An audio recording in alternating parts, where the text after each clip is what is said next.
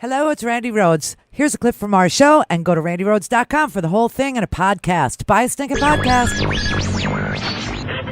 Mary had a little man. The fault.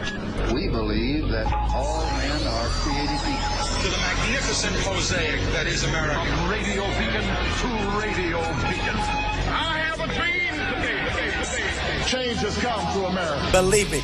Knock, knock. Who's there? It's a figment of your imagination. Randi Rhodes Show. Turn up your mind. The Trump team's argument to the public that millions of votes were stolen through election software is quite literally insane. It is the upside down. Wild invocations of Hugo Chavez and George Soros. No evidence, no proof.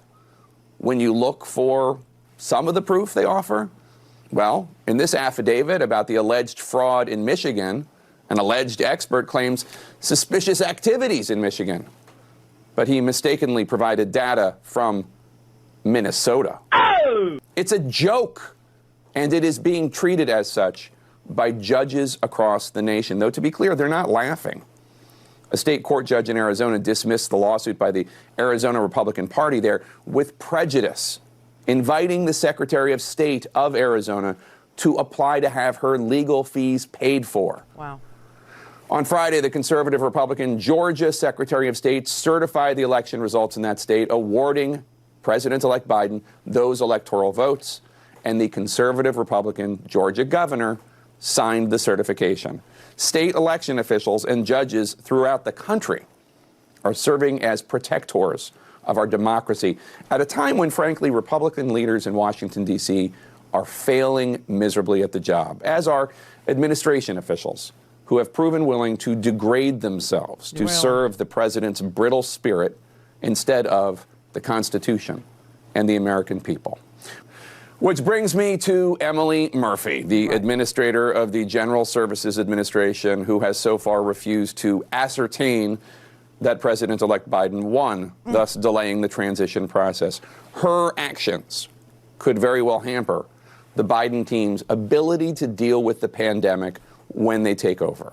It is a matter of life and death. Tomorrow, we expect Pennsylvania and Michigan will certify their election results. If you focus only on the states where the Trump team has been filing legal challenges in contesting the results, that means tomorrow Joe Biden will again definitely and officially secure enough electoral votes to be president, according to the state certification process this time. Georgia was Friday, Michigan and Pennsylvania tomorrow. That's it. That's the ballgame, 270 electoral votes. Biden will not even need Nevada or Arizona or Wisconsin. Emily Murphy's legacy will be written in stone tomorrow, in all likelihood. What will that legacy be? And how many more of you watching this here in Washington, D.C. are willing to have your legacies be that you played a role in what will inevitably be recorded by history as a clownish, failed, and please God, we hope, nonviolent coup? Everyone's saying the word now, the big C word. And it ain't Constitution, it's coup. The next word is sedition. That's what we are living through in the middle of a mass casualty event. Wow. Wow. Just take that in. Just understand the reason you can't see your family. Just understand the reason why we are here, the reason why we are worst in the world for deaths, worst in the world for transmission of this disease, worst in the world for response to it. Our hospitals are packed to the gills. I mean, packed. You got 1,000 hospitals today, 1,000 of them critically short of staff. All 50 states, Washington, D.C., and Puerto Rico, all of them. North Dakota, 51% of hospitals reported they're facing shortages. 7 states, over 30% of their hospitals are in trouble. And that's not even complete because not all hospitals are reporting their status to HHS. Used to be CDC. God only knows what's really going on. Remember when we used to report deaths to the Centers for Disease Control, which made nothing but sense? No, now they report it to Chad. who's serving illegally. So God knows what Chad's doing with the numbers. But you got 40 states and Puerto Rico, Nebraska, Virginia, Missouri.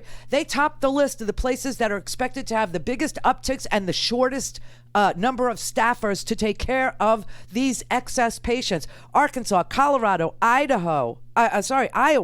They're looking to transfer their patients. They don't have the ability to care for them now.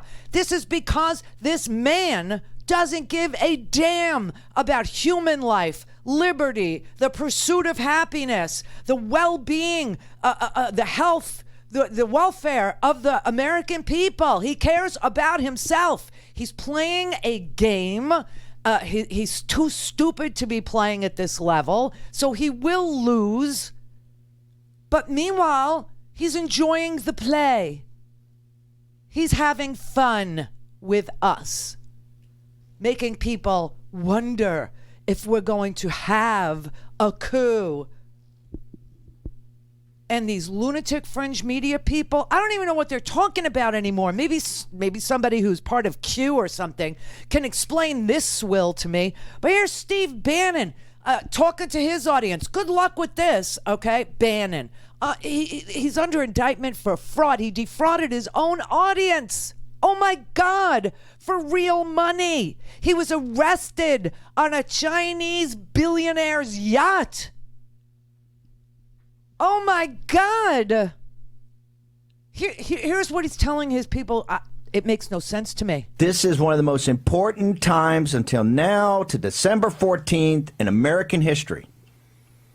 And it's not Rudy, it's not Sidney Powell, it's not Steve Bannon, it's not Boris Epstein, it's not Matt Schlapp or Adam Laxalt. Yes, they're all players in this drama, but it's you, it's on your shoulders. If you're immovable, we will close on this victory. But the way to be immovable is focus on what's important and stop with the inter squad scrimmage stuff. This is every day is game day here. We can't scrimmage. You can't be talking. Go read the New York Times article. Tucker Carlson was heroic to put Dr. Yan on twice. Let's get the New York Times article up. I want everybody to read the New York Times article. They're in meltdown. You know why they're in meltdown? They go, the right-wing media guys like Bannon, comboed with the diaspora of China. What do you hear every day?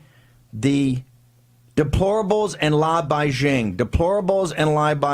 and Gilets Jaunes and the guys in India. That's what they're afraid of. That's what's going to stop the reset. Will you get focused and stop focusing on the little, like you're in junior high school gossip? Oh, did you see Tucker last night? You see what Tucker did? It was so terrible. Stop it. I'm tired of it. We're in a fight right now. We don't have time or energy to get diverted. Combination was a buried lead in the New York Times. Combination of the deplorables with real information, the diaspora of China, the Lao Beijing, old 100 names with real information. Guess what it's going to do? It's going to take down the Chinese Communist Party. It's going to break the back of the business model of the reset. What the F is he talking about? La Beijing, Yan, China comes, diaspora, there's like focus on what? What is he talking about? You have a president of the United States in his lunatic fringe like that guy there, threatening our Constitution and our democratic principles. RandiRhodes.com for the whole thing and a podcast. Buy a stinking podcast.